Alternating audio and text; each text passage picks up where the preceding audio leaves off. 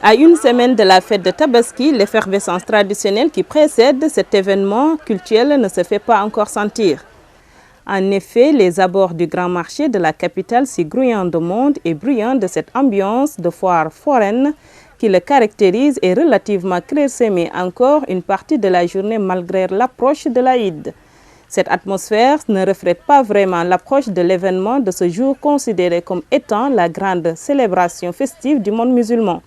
Dans chaque coin du marché, les dépôts d'ordures sont quasi fréquents, surtout sur la grande voirie, et ce qui rend difficile l'accès aux étalages. Les commerçants se plaignent de la négligence de la communauté urbaine, la rendant responsable de l'insalubrité et de la vétusté du marché, ainsi que les conditions dans lesquelles il y travaille. Il déplore aussi le fait que la clientèle n'est pas du tout abondante en cette période comme cela devrait être en pareille circonstance et trouve cette situation préoccupante pour leurs affaires.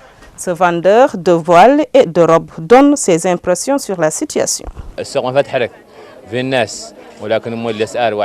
L'effervescence de la clientèle n'est pas très dense.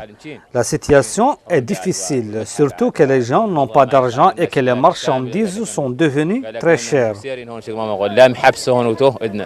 Toujours dans ce sens, cette dame assise devant son étal de voile se lamente elle aussi. Les voiles sont devenus très chers, même les tissus sont chers, surtout les chingaises. Les clients ne veulent pas payer le prix. Par exemple, des fois, un client vient payer seulement 1700 ou 1800 ouguiyas pour un voile de 2000 ou 2500 ouguiyas. Malgré tout, ce colporteur et vendeur de chaussures dit ne pas beaucoup se plaindre. Nous, les colporteurs, nous sommes toujours au service de nos clients. Lorsqu'on prend des marchandises, on tient compte de ce qui est plus à la demande avec des prix abordables. C'est aussi normal qu'en période de fête que certaines marchandises deviennent chères.